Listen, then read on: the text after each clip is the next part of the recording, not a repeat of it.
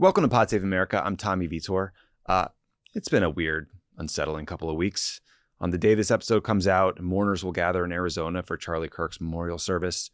Meanwhile, in Washington, the Trump administration is busily working on new ways to punish its political enemies, silence critics, and is reportedly even preparing to label entire groups of American citizens as terrorists. And more broadly, people are just on edge. The political conversation feels ominous. Elected officials, and even people who just report on or talk about politics for a living, myself included, are thinking about and worrying about whether it's safe to say what we believe. And so the questions I want to answer today are, is the threat of political violence actually worse now than in the past? Or is that just a feeling? Is this a partisan problem? What role does rhetoric play? And what can we learn from our history, from international examples, and most importantly, how do we take the temperature down? My guest today is Dr. Lilly Mason. She is a professor of political science at Johns Hopkins University and the co-author of a book called Radical American Partisanship, Mapping Violent History, Its Causes, and the Consequences for Our Democracy, and Uncivil Agreement, How Politics Became Our Identity. Couldn't think of anyone better to have this conversation with. Here it is. Dr. Mason, welcome to Pod Save America. Thanks for having me. It is great to talk with you. So, look, in the wake of Charlie Kirk's assassination, a lot of people in politics and people in media, they're worried about some sort of reprisal violence. They're worried about things maybe spiraling out of control. And there's this feeling, I hear it in my own life, in conversations I have with friends. I see it in the media I read. There's this sense that America and our political discourse is more violent now and more scary than it was before. But that's a feeling. I know you gather like actual data on this stuff. What does the data tell you about the level of violence in the United States, political violence, compared to the past? I mean, first of all, we don't have like an epidemic of political violence. I think it's important to note that. There certainly is a lot more violent rhetoric coming out of our political leaders, in particular Trump and people adjacent to him. I didn't notice that. And yeah, I wonder. And rhetoric doesn't cause violence, right? It can encourage it and it can direct it. But we have seen like these sort of very visceral, intense individual events that have seemed to be happening, more frequently in the last year, let's say. It's not, we're a nation of 300 million people. These are still a very small number of violent events. And the question is, for some of these, are they political violence or are they, violence? Like I would say we're a country with a violence problem and a political problem. And sometimes those overlap and we don't always know whether they're overlapping, right? So for example, when someone famous who is political is attacked, is it because of their politics or is it because the person who's attacking them wants to be famous, right? Is it because of their fame or their politics? So these things can be difficult to interpret, and we don't always know exactly how to categorize them. I think it's fair to say that we have had a couple of very high profile violent events over the last year that's sort of more than we're used to, but I wouldn't think of it as like a terrifying epidemic. Got it. That's nice to hear. I want to dig into this question of like kind of the connection between rhetoric and political violence in a minute. But first, Vice President J.D. Vance says this is a liberal or a left problem. As evidence in this live stream he cited, I think, one online YouGov poll showing that very liberal respondents were more likely than very conservative respondents to say political violence can be justified. I don't know that making, declarations based off of one online poll quite meets like the gold standard for data science. But what is the totality of the data that you look at? What does it tell you about if there's a partisan split or not when it comes to justifying or accepting violence? Yeah, so I haven't actually seen the numbers from that YouGov poll that he was citing, and I'm kind of curious what they are. But so my co-author Nathan Calmo and I have been collecting data on approval of political violence in the American electorate since 2017, multiple times a year, and we're still collecting that data. The average numbers in 2017 so the question we would ask is very similar to the one that you just said. It's to what extent is it acceptable to use violence to achieve your political goals? And what we just measure is the percentage of people who say anything other than never, right? So it's like never, sometimes, always. We're only interested in how many people say anything besides never. And that in 2017 was only 7% of Democrats and Republicans. By let's just say like last summer is one of the most recent times we asked that question. It's gone up, and it's, tends to be between like 15 and 20% now for both Democrats and Republicans. Sometimes Democrats are higher than Republicans. Sometimes Republicans are higher than Democrats. But usually it's by like 3 percentage points difference. Like it's never very far apart. And it's never very like consistently one party is more approving of violence than the other. But like overall, right, we still have 80 to 90% of Americans saying it's never acceptable. And that 10 to 20% is saying something that's either a little bit or somewhat or a lot. Got it. And they're very represented on social media, it seems. I saw you tell the New Yorker that, like you just told us, very few people support violence, but that can change if you say, well, the other side started it first. Can you talk about those sort of respondents? Because on the one hand, like it's kind of obvious on an individual level, like if someone punches you, you're going to punch back. That doesn't make you a violent person. But these people are saying, if you punch my team, I will punch you back. Like it seems a little different. So, I mean, it's important to note that this question isn't, do you want to do violence? It's, do you think that it's okay for some people to use it to achieve your political goals? And the vast majority of people who even are like, yeah, violence is great. Like most of them will never commit political violence. So it's really about like, what are the norms in the places where we might have volatile people, right? Like are 20% of the people around a volatile young man saying violence is okay? That changes the way that person thinks about where to aim their violence. But yeah, so we asked people a follow-up question, which was, what if the other side starts it? And then we get actually pretty terrible numbers, like 50, sometimes last summer it was 60% of both Democrats and Republicans said it would be. And that's pretty scary because that's kind of what you're hearing out of Republicans right now, which is like, you shot at Trump. They killed Charlie Kirk. Therefore, we need to act. I mean, I think that is kind of what is contributing to the climate of fear, or at least making me feel like this is different and new and worse. Yeah. Well, and also, I mean, I think what makes me the most worried is that you can easily see like the logical progression from, if they started it, then I'm willing to keep going, and then they're going to want to attack back, and then we're going to want to attack back. And so it's very easy for this to turn into like this vicious cycle where, one side starts it, the other side fights back, and we can end up with a situation like, think about like the Middle East, right? Where it's like, there's no good guys and no bad guys. It's just been fighting back and forth, and nobody can stop it, because whoever started it loses control of the situation. And that's a situation that we really, really want to avoid, because once it starts, it's hard to stop. And so having politicians use rhetoric that's encouraging this type of cycle to start is really, really irresponsible. Yeah. I also saw there's a recent Wall Street Journal poll that found 93% of baby boomers and 86% of Gen X say political violence is never acceptable. But those numbers drop significantly among younger Americans. Just 71% of millennials and 58% of Gen Z agree. Is that a function of all of us kind of maturing with age? Is this something we need to worry about? Like, how do you think about those numbers? Yeah, young people tend to approve of violence more than older people, like throughout time, I think. Yeah. Most people, there's a reason that, when we see mass violent events, no matter whether they're political or not, that it tends to be young people who are perpetrating them. We tend to, our brains don't mature perfectly by the time we're, even just in our early 20s. And so all of our like risk assessments and our ideas about, what's socially responsible and what our values are, like that stuff isn't hardwired yet until we're like 25. Mm-hmm. And so it doesn't surprise me to find that young people generally are more comfortable with violence. Yeah. And even just like the minute you have kids, like I was talking to a friend yesterday, I used to get on planes and have turbulence and be like, oh, this is fun. No concern about anything. Now you're like, oh no, what would I leave behind? Yeah. Not to be especially dark here. I'm just getting on a plane tomorrow. Don't worry. Well, I should tell the listeners you're recording this in Austria, so no dark history of political violence there to speak of. We'll just kind of ignore that. No.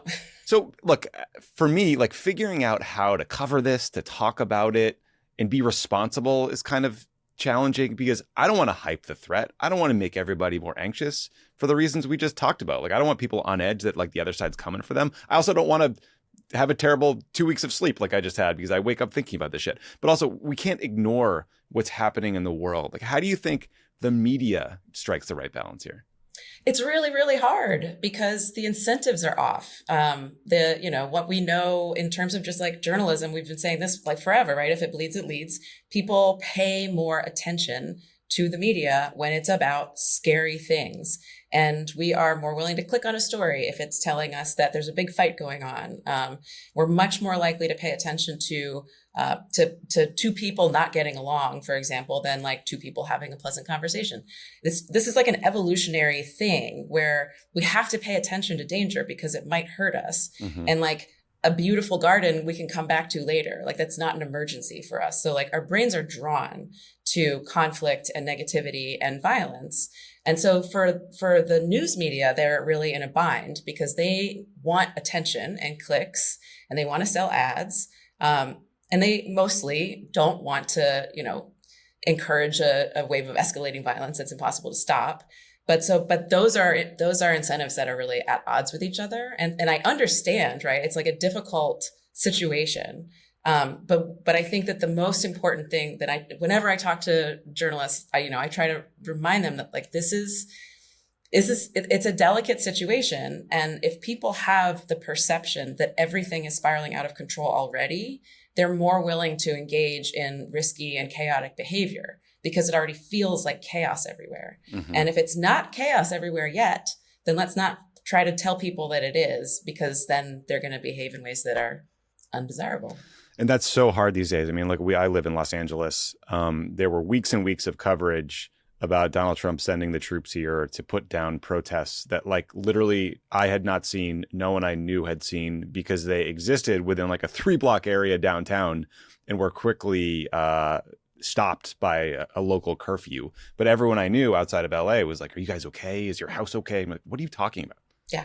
Yeah. I mean, you wouldn't hear that story coming from the White House though, right? It's in their interest to make it feel like they are like this mass force taking over major political cities, and that, there's a battle going on. And they were doing this even during the campaign last year, right? The American cities are full of crime and it's impossible to walk down the street without getting hurt and mugged. And it's terrifying to be on the subway. All of these things are false. And anybody who lives in any of these cities knows that like, that's just not what it's like to live there. Mm-hmm.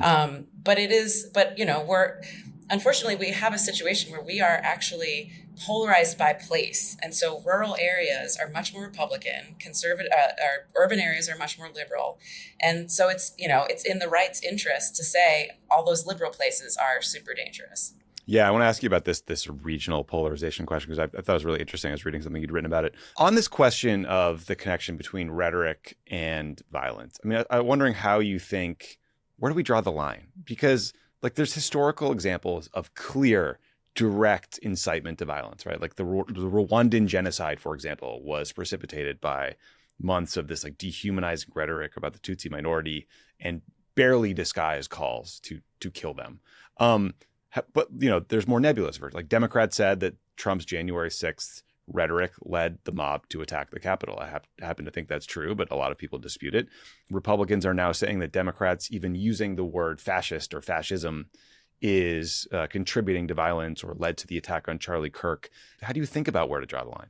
It's hard, right? Especially if we're talking about like a legal line. A friend was just telling me the story about during the trials after the Rwandan genocide. The people who were running the media channels that were sort of spreading dehumanizing language, they were on trial, and the lawyer asked a witness, like, they never touched a machete, right? They like, what did they do? They didn't actually kill anybody. And the witness said, no, but they sprinkled petrol all over the ground, everywhere they could, so that when one person dropped a match, everything caught on fire. So there is this idea that like, I didn't actually do anything violent. I just made people ready to start being violent as soon as I told them to, right? Or as soon as anything went wrong. And that's a realistic narrative, I think. But it also, I think it's important to think about the other end of it, which is that our leaders can make us less violent too. And I've run experiments where we sort of have people just read either a quote from Joe Biden, a quote from Donald Trump, or nothing at all. And the quotes are sort of, saying, don't be violent, basically. It's a short little sentence. It's a very like simple test. And what we find is that the people who read the quote from either Biden or Trump are much less supportive of violence than the people who read nothing. And it doesn't matter which leader said it. It doesn't matter whether it was their leader or the other party's leader. It's just hearing from elected people and leaders that makes people step back. And it's so easy to do that, right? We just had them read one sentence from one of these guys. And so the bigger problem, I mean, it is a big problem to have violent rhetoric going on, but it's also a problem to not have discouraging, messages of just saying like, we don't do this. Please don't do this. Don't do this on my behalf. I'll disavow you if you engage in this type of behavior on my behalf. Like, it's pretty simple to knock it back. And the fact that we don't see the sort of people in the White House right now actively trying to do that, that's also pretty worrying.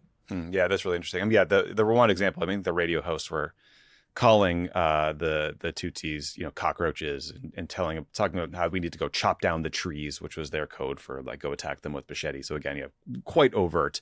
But it was interesting after the assassination of Charlie Kirk. I thought it was great to see like basically every former president come out and condemn it. Obviously, Donald Trump has not, turned down the heat at all. Like how impactful do you think it would be were he to say, political violence is bad, I condemn it, don't do this in my name, given the research you have that shows that like sort of any president condemning violence or turning down the temperature tends to have an impact as well? Yeah. So, I mean, I think part of the reason, though, that any president has influence is that we tend to overestimate the degree to which the other side is violent. So we are always thinking that people on the other side are more violent than they actually are. And so to hear the leader of the other side condemn violence actually is like surprising. And so we kind of feel less threatened by them. And then we don't have to advocate for violence either. And so it would be against type if he did that, right? I think it would be surprising for a lot of people. And I think it would be pretty refreshing to hear that kind of message come from him. I think the good thing is that it doesn't have to be him. It would be great if it was him, but it doesn't have to be him as long as we have like sustained condemnation from other people. That does help also. Pod Save America is brought to you by AG1. Introducing AGZ. AGZ is a nighttime drink designed to support restful, restorative sleep. With clinically studied key ingredients, including adaptogens, herbs, minerals, AGZ is a melatonin-free formula that supports the body's natural sleep cycle. AGZ supports 3 stages of rest: wind down. Adaptogens and aminos help you ease into sleep by helping your nervous system unwind and manage daily stress. Restful sleep, restorative nutrients such as magtine, magnesium, L-threonate help optimize sleep quality. Cool. Wake refreshed antioxidants, including saffron, help you wake feeling refreshed, not groggy. AGZ isn't a melatonin-based supplement. It's a combination of nutrients with benefits that compound over time, all to work in harmony with your natural sleep cycle without overriding it. It's not a Band-Aid sleep solution like many of the options out there. Rather than overriding your body's natural rhythms, AGZ helps your mind and body ease into rest with a blend of clinically studied key calming herbs, magnesium, and adaptogens. While AG1 was meant to be enjoyed in cold water, you can enjoy AGZ either warm or cold in milk or water. Feel free to experiment with what you like. They got chocolate mint, mixed berry. This is great. Look, it's hard to get to sleep sometimes. There's a whole bunch of things you can take to get to sleep, but you know what? It's nice to take AGZ, which tastes good and will also make you not only easier to fall asleep, but it'll make you feel rested when you wake up in the morning. Start taking your sleep seriously with AGZ. Head to drinkag1.com/crooked to get a free welcome kit with the flavor of your choice that includes a 30-day supply of AGZ and a free frother. That's drinkag1.com/crooked to get started. Pod Save America is brought to you by Tommy John. Keeping your cool can be difficult with everything you're hearing on the news. Thankfully, Tommy John can provide cooling relief with underwear that feels like on-body AC, thanks to lightweight, breathable, moisture-wicking fabrics that stop you from getting heated. That's right. The underwear you have on could help with the political climate. That's what Tommy John is promising. Tommy John's proprietary fabrics are silky, soft, and luxurious. It's always a good day when you got your Tommy Johns on. You feel confident all day long in underwear that are breathable, lightweight, and comfortable. Get the support you've been looking for with underwear that won't ride up. Tommy Johns are up to 4 times more stretchy than competing brands, but they won't stretch out. Best of all, you can buy them risk-free with their money-back guarantee. Elevate your essentials with Tommy John today. We're all big Tommy John fans over here. They don't just have underwear. They also have T-shirts. They have comfortable pants. So lots of good stuff at Tommy John. Grab 25% off your first order now at TommyJohn.com/crooked. Save 25% for a limited time at TommyJohn.com/crooked. TommyJohn.com/crooked. See site for details. Unfortunately, there are some other arsonists out there. I mean, about a week ago, there was this huge rally in London organized by a far-right activist named Toby Robinson, who's just a hooligan. Elon Musk video conference into it. He said, quote, "Whether you choose violence or not, violence is coming to you. You either fight back or you die." He said the left is the party of murder. He also talked about the great replacement theory. Where do those comments by our buddy Elon sort of rank in the incitement meter? And how worried are you about kind of the meta narratives, the conspiracy theories like the great replacement theory when it comes to inciting people? Yeah, he's really losing it. I don't know what this is like. Even for Elon Musk, this is pretty remarkable. I mean, it's very bad to the extent that he still has people, he's famous for having like a bunch of fanboys even before he became involved in politics. Like he just has these like very loyal supporters, and they tend to be young men, which is the group of people that tends to be the most violent and the most inclined towards violence. So it's not great to hear him kind of using this existential language and really threatening language too, right? It's like you can't escape it. What he's basically narrating is like the time has come, and that's absolutely not true, right? We are not in a national war. This is not happening on the streets. And what he's doing is it's honestly making it more likely that somebody else uses violence. Because I think about, as I was sort of saying before, like these young men, often we have a lot of volatile young men, and they have very easy access to guns, and some of them are ready to do something violent anyway. What language like that does is it tells them where to point their violence, and so it points them in a political direction. It aims them at elected officials or just liberals in the neighborhood. I don't actually know.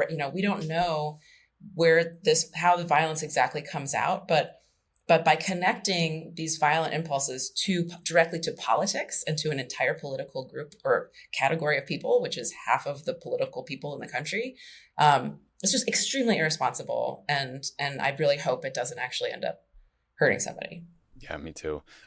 You've sort of taken a look at the broader structural challenges in our politics and how partisan affiliation has evolved over time to become about our identity more than just sort of a bucket of policy views. Can you talk about that evolution and how it factors into this nastier, kind of zero-sum brand of politics we're all now living with? Yeah.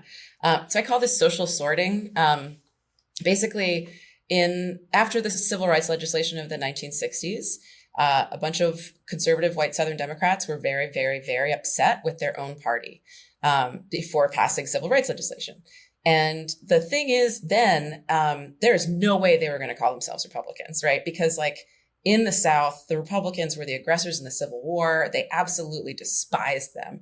And so it took like a generation for white conservative Southerners to switch parties completely. Basically, their kids had to switch party affiliation. So that was like over, 20 to 30 years of realignment. And then at the same time, the Democratic Party became, clearly the party of civil rights. And so people who were into civil rights became Democrats. And then in the 70s and 80s, we had the Christian Coalition emerge, which was basically evangelical churches deciding to leave their prior position of just sort of leaving public life altogether. Like they just didn't want anything to do with the secular world until the 70s and 80s, when they started to be courted by the Republican Party and realized that they had a lot of potential political power. So now we have racial identities lined up with our party identity and religious identities lined up with our party identity. And then in the 80s and 90s, we saw this emerging segregation of partisanship by geographic area. So people in rural areas, like I said, were increasingly Republican. People in urban areas were increasingly Democratic. And so we just sort of like piled identity on top of identity on top of identity. And one thing that we know from social psychology about social identities is that we're really, really strongly motivated to want our groups to win. Mm-hmm. And it feels really good when they win, and it feels really bad when they lose. And so what this sort of stacking of identities did is it made it so that our elections were not just about which government policies we wanted enacted. It was about like, is my party a winner? Is my racial group a winner? Is my religious group a winner? Right? Like, is my whole cultural identity going to be a loser after this thing? And so the stakes of elections grew, not because of specific policies, but because they just took up more of our kind of emotional and psychological space when we think about our status in the world, where we belong, like, are we accepted? Do people like us? And so that period, sort of, I think I would say it culminated in the early 2000s, and we're pretty much totally sorted by now. There's fewer cross-cutting identities, so we don't know as many people from the other party.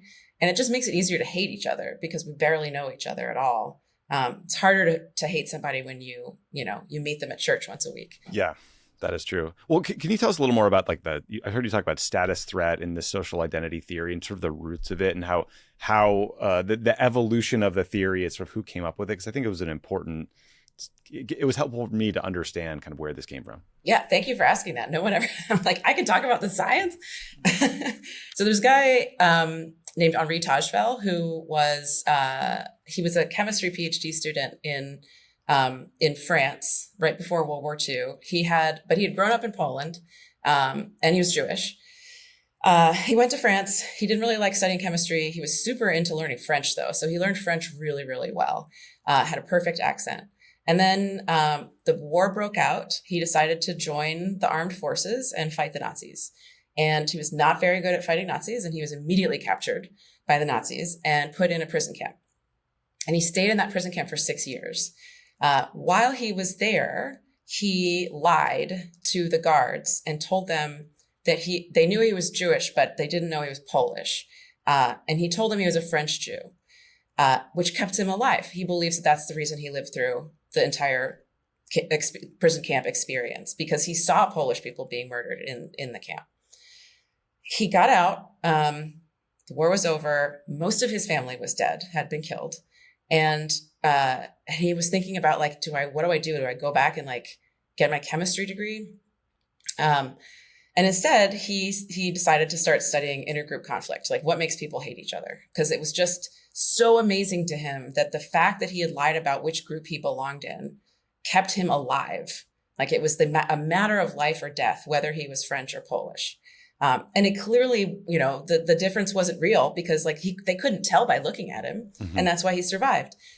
So he decided to study this. And the first step that he took was to say, all right, so we know about groups hating each other, but I want to know when that starts. Like how much competition or conflict between the groups has to exist for them to start being prejudiced against each other. So he was like, I'm going to start with a baseline test where I'm going to use an identity that no one ever had or heard about before. I'm going to assign an identity to people. They're definitely not part of this group because he said, I want you to look at a page of dots and estimate the number of dots you see. Okay, thank you. You're an overestimator. Some people are underestimators, but you're an overestimator. Brand new identity, never heard of it. And then at the end of the study, he said, we're going to do a money allocation task. So you can decide how to allocate this, this little pot of money that I've given you. And this is a simplification, but basically saying, you can either, and we're going to use the overestimator, underestimator thing just for convenience. Like, don't worry about it. We just have to make groups. You can either give $5 to everyone in the whole study. Just every single person who took this study gets $5. Or the overestimators, your guys, can get $4 and the underestimators can get $3.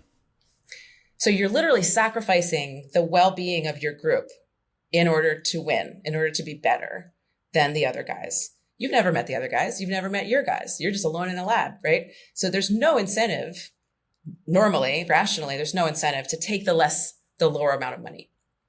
But this is what people kept doing. And this is one of these experiments that's been replicated hundreds of times. People always choose the condition where they get less money, but the other group gets even less than them. And so Tajfel was like, what is happening? I don't understand. Like, he was like, this is supposed to be the baseline, right? So like, there's something going on here that's like really deeply rooted in the psyche. And he developed social identity theory, which basically says that our identities form our sense of self-esteem. And there's almost nothing more important to us than our sense of ourselves in the world.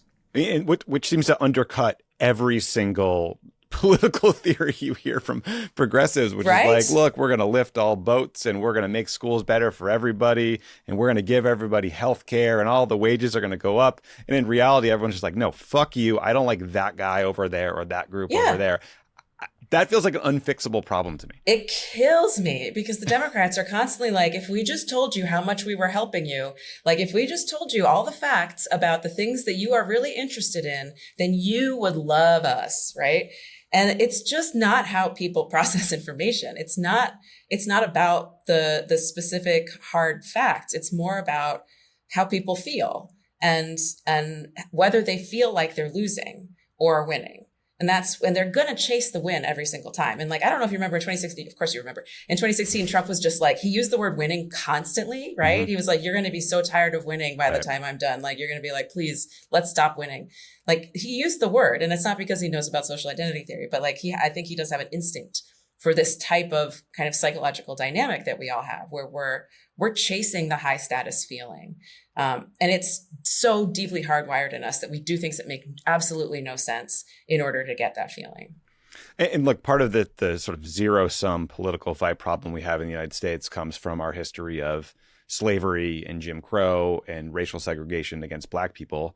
I think the sort of modern iteration that Trump is using to divide us has come from immigration. And that's not, unique to the United States, right? I mean, the MAGA folks have demagogued immigration. Viktor Orban in Hungary has demagogued immigration. The AfD party has risen on the back of anti-immigrant sentiment. The FPÖ party in Austria, where you're at currently, do they have the prime minister? They were close, right? Anyway, super far right, scary party running things. How does immigration factor into partisan splits and discord and potential violence in your view? Yeah. And you're right that like immigration is one of these things that just sort of works to turn immigrants into a scapegoat basically anywhere. It is also racist though, right? Because it's like, it's not the white immigrants that they're really mad about in most places. Sure. What Trump really did, I think, in taking advantage of this in the 2016 election was effectively to say like, everything sucks. We're all losers. America's a loser. But the reason for it is those people, right? And if we could just get rid of those people, then we would be winners again. And that is basically a way of saying like, I know you're not feeling great, but the reason you're not feeling great is because of this group. And this is a tried and tested method of authoritarians everywhere, populists everywhere, to identify a minority, make them the scapegoat, and then make people so angry at them that they forget about the things they really need. And so instead of thinking about, do we really want a billionaire in charge of a populist party? Like none of those things had to be thought about or do we really want someone who's going to like get rid of our healthcare? They didn't have to think about those things because there was this very vivid example of some people who were taking stuff away from you. And it's very simple. It's very emotional. It's easy to understand. And it feels like the solution is easy too. And those types of stories just land. They always land. And meanwhile, the Democrats over here being like, I want, whatever Hillary's doing, like Alaska for America plan. Like, trust me, when you hear about this policy, you're going to love it. And like, here's all the details. Yeah, we're reading all the white papers here in America. Yeah. And meanwhile, Trump is just like, those people are the reason that you don't feel good right now. And so we should go get them together. Yeah. Well, let me channel my inner Bernie for a second, which is to say like, I could also probably argue, and you tell me if this is right, that political violence is more likely when people feel like the system that we have to solve problems is intractable and broken, right? I mean, politics is what we do to avoid going to war with each other, shorthand, basically. Yes. And when the politics part isn't working, it's going to lead us to war. So aren't these wonky, lame, good government Democrats talking about their programs that benefit everyone? Isn't that isn't that necessary maybe to avoid violent outcomes? I mean, I think doing those policies is, right? But it's like describing an antidepressant to somebody instead of giving them the antidepressant, right? Like it isn't the way that these things work. Yeah. And you have to get them involved and emotional and like they need to be part of the story that you're telling about America and about the future and about the things that we could have together. But you also have to deliver the things, right? So it's having relief, but it's also knowing actually who's to blame for your suffering, right? Rural America has become convinced that Democrats are taking money away from rural America. Mm-hmm. And that's just absolutely not the case, right? The people that have disinvested in rural America have pretty consistently been Republicans. I mean, I think you can point to Bill Clinton for NAFTA and like that is the entire explanation that rural America needs to blame Democrats for everything that's hurting them. But in specific, especially in red states, right? Like the state governments have just completely de-invested in rural areas. They don't help them at all. And it's not because the Democrats are evil pedophiles, right? It's because the state governments have decided that they don't want to tax their people. And so they don't want to spend money to help the people who are suffering. And that's a story where you understand who is to blame for the thing that's really hurting you. But it has to have stories need protagonists and they need good guys and bad guys. And you have to be able to explain things to people so that they connect their feelings to whatever it is that you're talking about. Yeah, I mean, we learned this the hard way after the Affordable Care Act passed and a bunch of Republican states rejected free Medicaid money to give more people health care in their states. So is what you're getting at that Democrats need an enemy in this story and need to tell a more coherent story that includes, I don't know, the billionaires, the oligarchs? Like, is that kind of message the solution? Sure, it can be. I mean, it almost doesn't matter, right? Like, this is what we learned from the Republican Party. They just pick somebody. Pick one. And usually it's somebody they hate, right? But, and so it's convenient for them. It works really well because it's like, we wanted to get rid of those guys anyway. But I think it's more,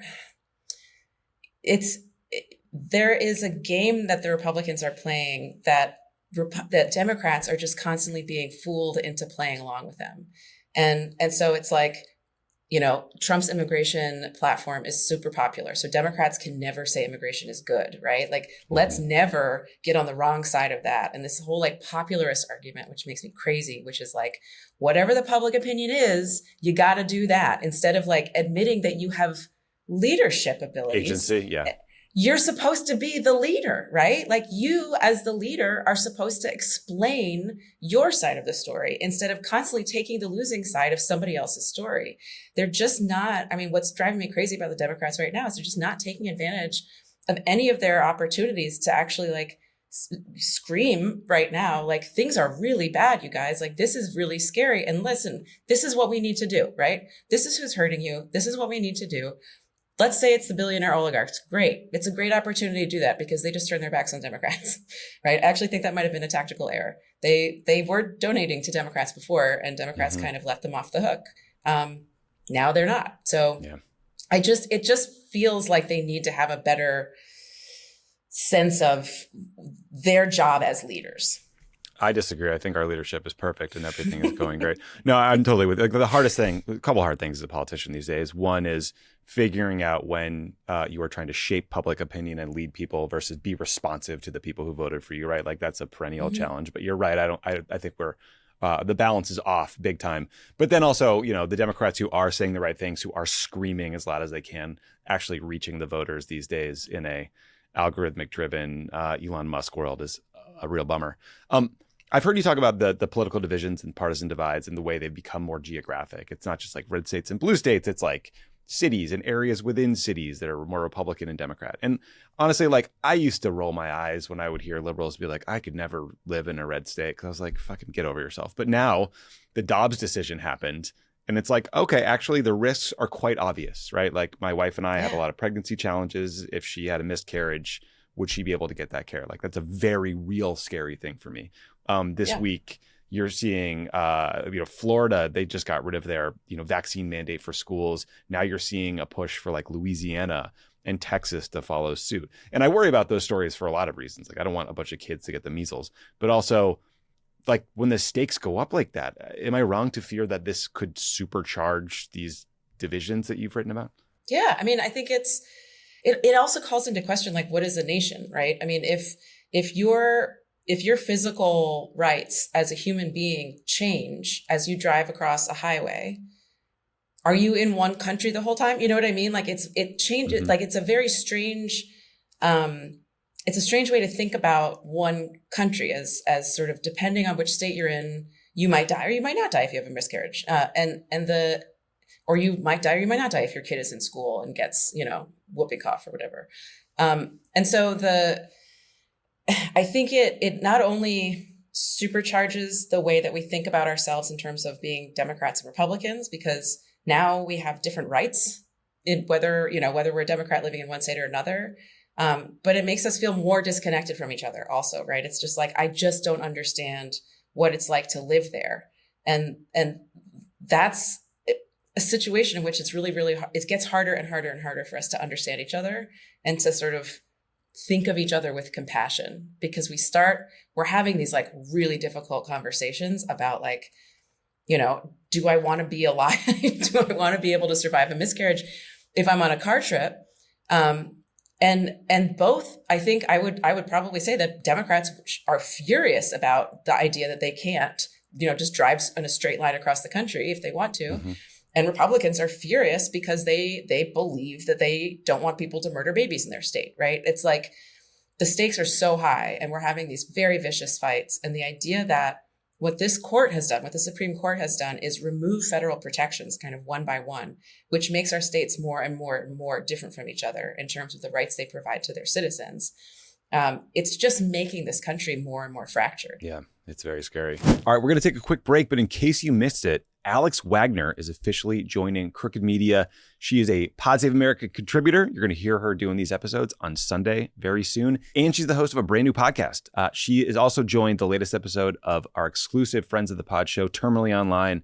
It's our loosest, funniest, most unscripted conversation with hosts and staff about the joys, chaos, and absurdity of being way too online while producing the shows you love. To get access to Terminally Online and much more, go to crooked.com/friends. Pod Save America is brought to you by Sundays. Sundays is fresh dog food made from a short list of human-grade ingredients. Sundays was co-founded by Dr. Tori Waxman, a practicing veterinarian who tests and formulates every version of each recipe. Sundays contains 100% all-natural meat and superfoods and 0% synthetic nutrients or artificial ingredients. Dog parents report noticeable health improvements in their pups, including softer fur, fresher breath, better poops, and more energy after switching to Sundays.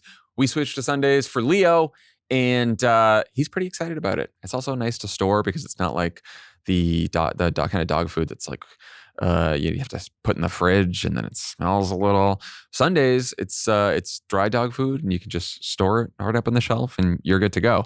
Cancel or pause your subscription anytime with our 14-day money-back guarantee. Every order ships right to your door, so you'll never worry about running out of dog food again. Get 40% off your first order of Sundays. Go to sundaysfordogs.com/crooked or use code crooked at checkout. That's sundaysfordogs.com/crooked, code crooked. Pod Save America is brought to you by Mint Mobile. If you're still overpaying for wireless, it's time to say yes to saying no. At Mint Mobile, their favorite word is no. No contracts, no monthly bills, no overages, no hidden fees, no BS. This is why you should say yes to making the switch and getting premium wireless for $15 a month. Ditch overpriced wireless and their jaw-dropping monthly bills, unexpected overages, and hidden fees. Plans start at $15 a month at Mint.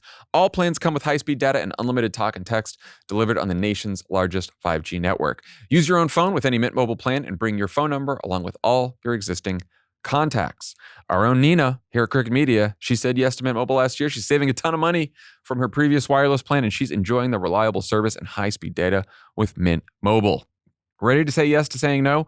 Make the switch at mintmobile.com/crooked. That's mintmobile.com/crooked. Upfront payment of $45 required, equivalent to $15 a month. Limited time new customer offer for first 3 months only. Speeds may slow above 35 gigabytes on unlimited plan. Taxes and fees extra. See Mint Mobile for details.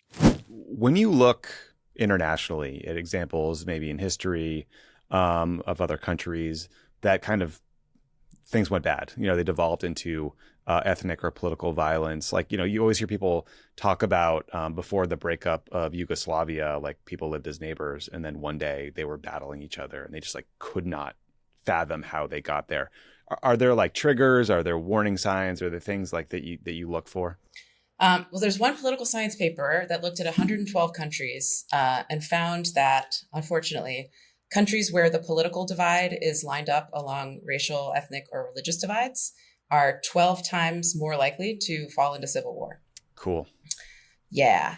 But it's not inevitable. And so, one of the biggest challenges for us right now, I think, as a country is that I think that there's maybe like a couple teeny tiny places that are exceptions to this, but basically there's been no country where the ethnic majority has become a minority in a peaceful and democratic fashion, right? And that's happening in the US by 2045. So we have, maybe 15 to 20 years before. I think it's kind of a beautiful thing. There will be no racial majority, right? Everyone will be minorities in the United States in like 20 years. But that process has never occurred peacefully anywhere because people obviously don't want to give up power. Mm-hmm. And when you start seeing that kind of change, one thing that happens is that democracy breaks down because the majority sees their electoral advantage disappearing, and they therefore don't like democracy anymore. And that, I think, is a symptom of what we're seeing in the Republican Party right now, is people basically being like, we can't win elections. We're losing the people battle. And to the extent that we can rig them, we're going to have to do that to set things up for the future when we won't have enough people to vote for our party anymore. Yeah, the degree to which ostensibly long-held principled positions are just being discarded minute by minute is quite unnerving. I mean, look, I think when it comes to gerrymandering, it is shocking that Donald Trump has demanded that Texas do a mid-decade gerrymander just because he wants 5 seats and he's overt about it, and no one seems to care. Both sides have been terrible on gerrymandering. You can look at some pretty ugly maps that are red and blue, but that is new and novel. I have though been. I mean, the one that's really shocked me has been this week, where like the FCC blatantly intervened and was like, "Hey, Disney, nice little network you got there. Would be a damn shame if we had to rip the license away from ABC." And then they fired Jimmy Kimmel. And you've got a lot of people that ostensibly talked about free speech and cancel culture for their entire lives and careers who are now saying, well, these are just consequences. Yeah, it's really bad. It's unprecedented. And it's not cancel culture, right? It's like government suppression of speech. People used to say that cancel culture is like a speaker coming to campus and being shouted down, right? So they were canceled. Or it's a professor says something too conservative and they get fired, which, by the way, has never happened. Or an old tweet gets surfaced, right? Sure, yeah. But then every time I talk to people about this, I'm like, do you know anybody who's actually been fired? Like, the number of people actually losing their jobs for the speech that they have made is very, very small. It's prominent. Those stories are the things that everybody wants to talk about, including the New York Times. Mm-hmm. They put it all over the place, but it's very rare. This is different than that. This is the government telling our media what they're allowed to say and not say. And the thing that they punished him for was like not even really very political. It was just kind of making fun of Trump talking about like construction instead of expressing compassion. But that wasn't even I don't really think that was a very political thing to say. So it was also an objectively weird comment to be like, "How you holding up, sir? Your friend was just murdered." And he's like, "Check out the construction going on over from my ballroom." Yeah, completely bizarre. Yeah, I think that like the FCC calling over to a network and saying fire a guy my president doesn't like that's clear First Amendment violation. I think that the cancel culture thing was overstated in a lot of ways. I think what people were talking about was not actions by governments or elected officials or Democrats necessarily. They were like upset about online mobs and people surfacing things from the past that destroyed lives and careers. And I think where they had a point was people were seemingly given no pathway back. Like there was no way to apologize. There was no grace offered to people. And that is actually a thing I think we did on the left that was uniquely bad and harmful and scary to people that's been course corrected on. I think long-term, big picture, like cancel culture has been a both sides thing forever. You think like gay people haven't been getting canceled by the far right? Like, come on, what are we talking about here? Yeah, I mean, it's also just like in the 80s, it was called political correctness. It's a concept that's been around for a very long time. And a lot of it is people just saying like, I don't want consequences for saying terrible things. And yeah, we can talk about like how fair it is, right, for like a social media mob to like attack somebody, and like that's definitely overwhelming and terrifying. But I think that the what was happening in the 1980s was coming out of like the aftermath of the civil rights legislation, where people throughout the 60s and 70s were kind of trying to figure out like, okay, how do we live like this? Like, how do we have a society where we're all in the same neighborhoods and going to the same schools, and like, what am I allowed to say and what am I not allowed to say? And that the term political correctness emerged out of that era, where it was like frustration with not understanding the rules anymore, because now all of a sudden our segregation ended and things looked, or not ended, but was being remediated, and things felt socially really, really different. Yeah. So whenever people ask me like, are we going to survive this? Are we going to make it? I usually think about the 60s and, the JFK assassination, and then Martin Luther King's assassinated and RFK's assassinated. And like, I can't imagine what it was like to be alive during that time, like the horror, the fear, the uncertainty, the utter failure of the government to be transparent about what happened. But here it's 2025, right? We're still a country. We're having this conversation right now. We have freedom of speech. We have a democracy. What did they do then to fix things? And what can we do now to like calm things down and kind of reduce the risk of political violence, or just like chill people out a little bit? I'm not going to make you feel better. Okay, good. The difference between the 60s and now is that the violence in the 60s was like, there was a lot of it. It was social chaos. It was related to a number of things that were going on, including the civil rights movement, the women's rights movement, right? Things that were happening that were like, it was social upheaval. And so things felt very chaotic, and they were very chaotic. But the Democrats and the Republicans were not on two different sides of that violence. It wasn't structured along political lines. Well, it was structured on political lines, but not along partisan lines. Because the parties hadn't been sorted yet fully. Right. I mean, the Democrats and Republicans were on both sides of the civil rights issue. They were on both sides of all of these different things. And so we saw huge amounts of protest and then the 70s, we had this like environmentalist, like a violent leftist environmentalist movement, right? Things were just like chaos. Now the violence is organized. And that's what makes me worried, is that it's organized along partisan lines, and that allows violence to be institutionalized in a way that we really don't want it to be. We don't want it to become part of our party system. We don't want it to become part of the way that we think about elections and voting and governing and legislating and making judgments if you're a judge, and, deciding on electoral outcomes if you're an election official. And these are all things that we really don't want violence to become embedded in. And so that difference makes me a little bit more worried than, I didn't live in the 60s. I'm sure it was absolutely terrifying. And our violence right now is not at that level. I think one thing that changed was that in the 60s was that we kind of just settled into some of these new kind of social realities. And we're still dealing, right? I mean, this is, I think, part of what we're living through right now is still coming out of that era, because we've made really fast social progress in this country. It doesn't feel like it because we're humans and we have certain lifespans. But like on a historic level, my mother couldn't get a bank account without her husband's permission until she was 28 years old. Same-sex marriage is 10 years old. The Black Lives Matter protests of the summer of 2020 were the largest and most racially diverse we've ever had in terms of civil rights protests as a country. Like, things are changing really fast. And the way that I'm kind of trying to think about this era in my mind is that if I were to 10 years ago, if I were to say to you like, okay, so imagine the US, or 30 years ago, imagine the US goes through a process where we undo a huge amount of the social hierarchy that we've been forced to live with for hundreds of years. And white Christian men are no longer guaranteed to be given preference and priority in every single job and for every single leadership position. What do you think will happen? Do you think the white Christian men will just sit there politely and say, "Oh no, please, madam, go ahead, take my power"? Like, no. That's not how we behave. We don't give away power. And so my prediction would have been, well, there's probably going to be a big backlash and it might be violent. Like, that's what I would have assumed would happen.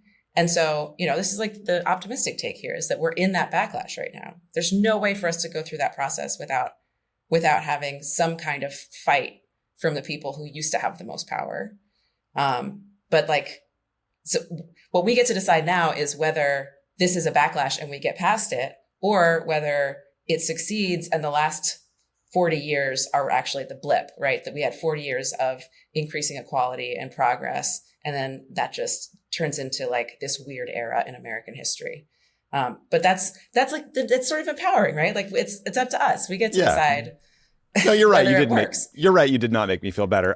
You're right. But I guess what you're talking about is, I think, a very smart, reasonable observation on a structural level. I guess what I'm thinking is, like, to your point you just made, we do have agency here, and we as individuals, I do think we can do things. Like, I do think that if you're a progressive or Democrat, posting something about how it was wrong and evil to assassinate Charlie Kirk is like a good thing. Like, I was in my feelings after it happened. Charlie Kirk has little kids about the same age as my kids, and it really hit me hard. Like, there was this video of his daughter running up to him on the Fox and Friends set, and I just thought, like, that it just really it like was gutting. And so I just texted or emailed a bunch of people I know that are MAGA media types, and I was just like, hey, you know what? I'm so sorry this happened. It is like evil. It is gutting. Like, I just was thinking of you and I wanted to say this. And it maybe felt trite and like, I don't know. I wasn't sure if it was the right thing to do, but they were like, thank you for saying that. It meant something. Because I also think, because we're living in a moment when everyone is seeing the shittiest people on the planet lifted up algorithmically on social media. And so, like, maybe just a little human interaction could help that. Yeah. Because you would have appreciated it if they had sent something like that to you when, Nancy Pelosi's husband was brutally attacked, right? To just say, like, this is not how I want to be living. I want you to know that this is not how I want to be living. And, it would be nice to have a little bit of, less asymmetry in terms of the way that we deal with these terrible, terrible events. And I felt the same way. I saw the same video of his daughter, and it's awful, right? I mean, nobody wants this. Yeah. Nobody wants to live like this. And the idea that we have leaders who are encouraging more of this is insane, right? It's actually so deeply unpopular. Nobody likes this. Yeah. And so there are, I think that there are possibly real opportunities for connecting with other Americans on that sentiment. I think that we all pretty much agree that it's not how we want to live, and it's not how we want to treat each other.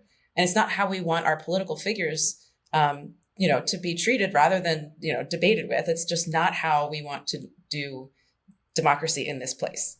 Yeah. And it's just, I think we all just have to realize that, like, the unity product is not on the shelf. You go to that store, you can look forever. You're not going to find it. So all we can do is, like, we have agency as individuals. We can only account for our own actions and influence things ourselves. And so I don't know, maybe trying is worth it. And hopefully we all. Well, actually, we have more agency than that, because a lot of these things are norms, right? These are just social norms. And there's no law that you have to be compassionate about the murder of a political figure, right? It's a norm to be compassionate. And one thing that we've been seeing over the last decade is that our social norms have been eroded so fast. Just norms of, like, kind of basic, like, decency, being a human being to each other. These things, we've normalized, like, really rude and cruel language. We've normalized, sort of like laughing at people who are suffering. It's something that is entirely socially constructed. And the only way that social norms are enforced and spread is by us, right? It's by people reminding each other that we would prefer not to be hanging out with someone who's behaving that way. Mm-hmm. And it's that we've lost a lot of that, right? We've lost a lot of sort of our sense of how we want to behave around each other. It's entirely up to you to be the spreader of social norms in your community and in your society. And every single person has the ability to do that. I think that we've kind of forgotten that we're responsible for those things too. Very well said. Well, Dr. Mason, thank you so much for joining the show. Thank you for doing this all the way from around the world. I really appreciate it. I'm happy to do it. Thank you so much.